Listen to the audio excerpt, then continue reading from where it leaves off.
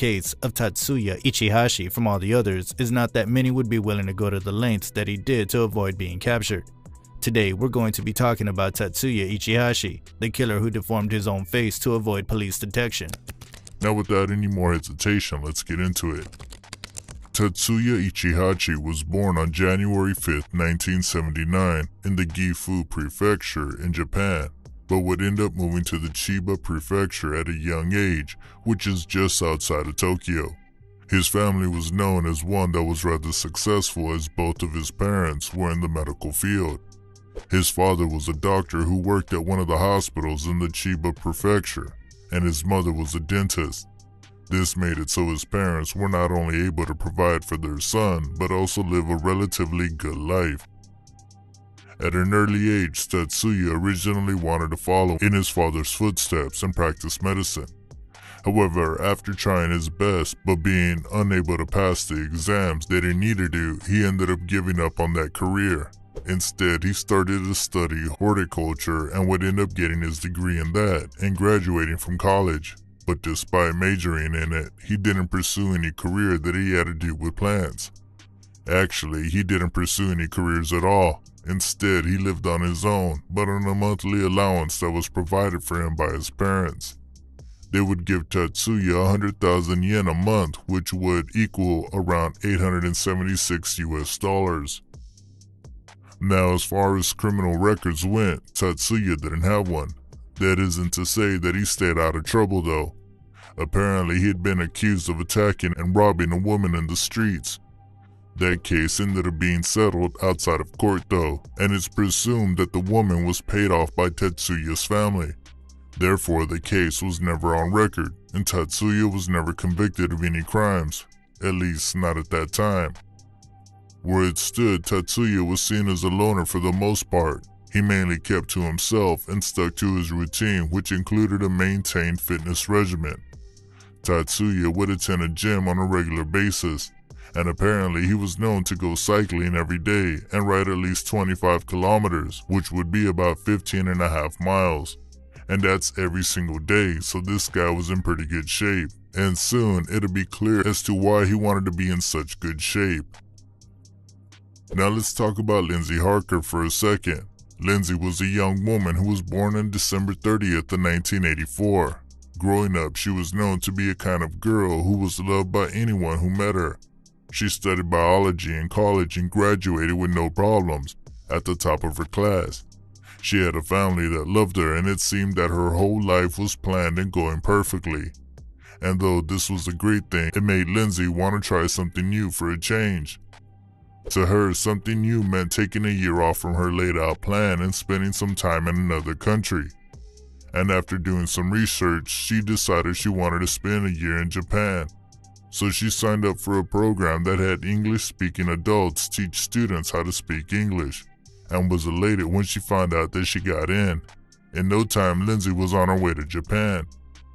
She ended up landing a job as an English teacher in Koiwa, which is a district in Tokyo. And while she was there, she would need a place to stay. This is when she found an apartment in the Chiba Prefecture that wasn't far from her job, and also provided her with 2 roommates who were also teaching English in Japan through the same program she was working through. And though she was loving her time in Japan, she always made sure to stay in contact with her family, her friends, and her boyfriend each and every day. Little did Lindsay know that she'd about to be in a very scary situation. Fast forward 6 months into Lindsay's time in Japan to March of 2007. Lindsay had just finished her day at work and got back to her bike, which she would use to get to and from work. However, while she was getting ready to start heading home, she was approached by a man she had never seen before. It was Tatsuya Ichihashi, and he approached her claiming to be one of her students, though she was sure that he wasn't and that she had never seen him before. She did her best to ignore him and began riding her bike to her house. However, he followed her home, literally chasing after her bike while trying to maintain a one-sided conversation. Lindsay wasn't able to get away from him, and eventually she stopped outside of her apartment with him right on her tail. When Tatsuya got closer to Lindsay, he said that he had an offer for her. He asked her if she would tutor him in English for a little extra money. and Lindsay was feeling on edge at this point and told him that she couldn't do it. She didn't have much free time, and the little she did, she didn't want to be tutoring him. Tatsuya ended up saying that it was fine, but before coming home, he wondered if he could have a cup of water. You know, he was thirsty after chasing Lindsay down, and she was too kind to say no and told him that he could go into the apartment. She also thought it would be a good way to show him that she had two roommates and not to do anything weird. Once inside, he had his glass of water, and before leaving asked Lindsay one more time if she would tutor him. Only this time he offered to pay her $32 an hour, an offer which she couldn't refuse. Before leaving, he quickly drew a sketch of Lindsay along with his phone number to contact him.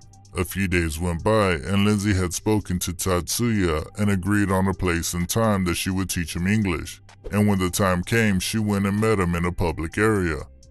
The meeting can be seen on camera, and though things seem normal, you can tell that Lindsay didn't want Tatsuya to get close to her.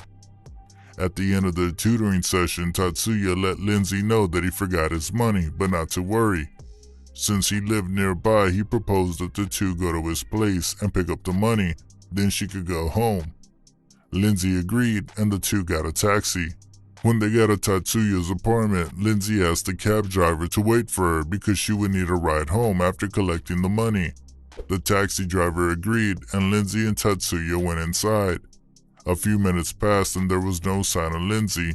The taxi driver figured that she had changed her mind and decided to just leave.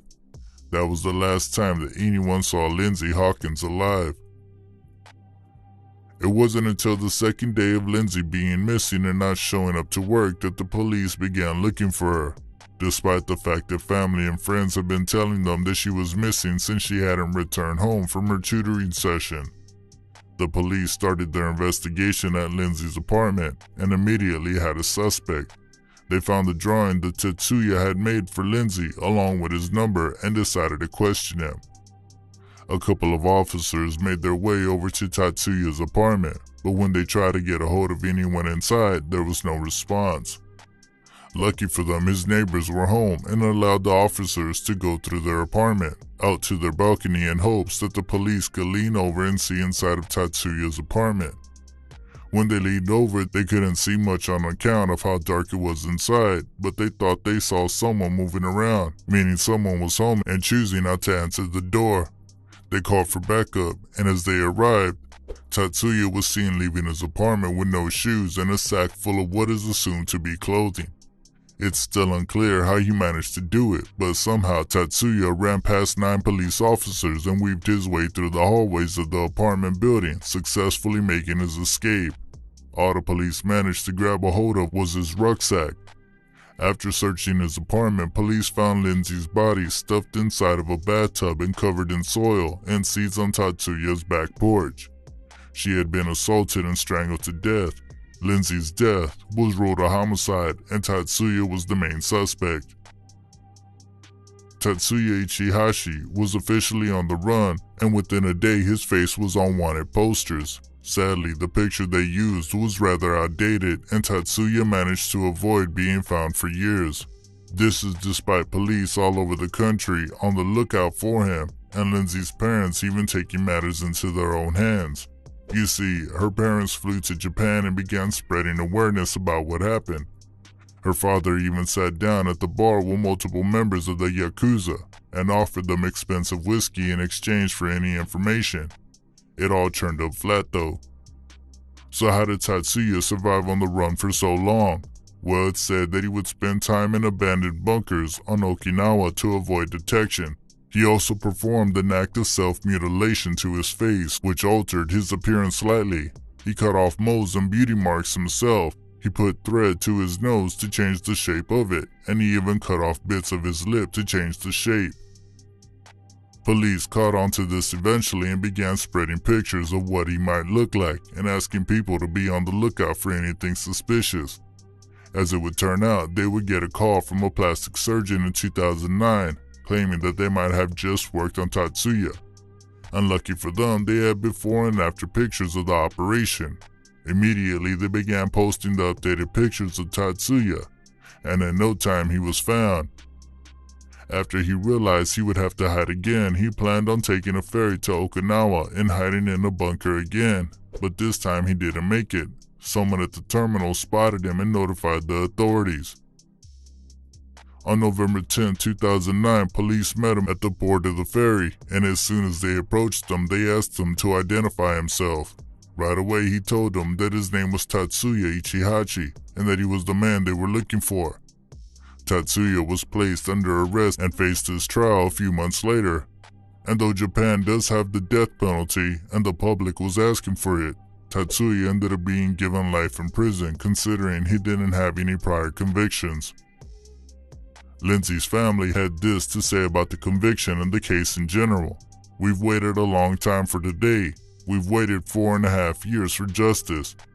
Lindsay loved Japan, and you've not let her down. Ichihashi, you've taken away a precious life, destroyed a whole existence, and stolen countless memories from us." It's a sad thing that happened to Lindsay. She was clearly a kind-hearted person who would help out even someone who was chasing her. As of right now, Tatsuya remains behind bars for the rest of his life, and hopefully the Hawker family can have some form of closure.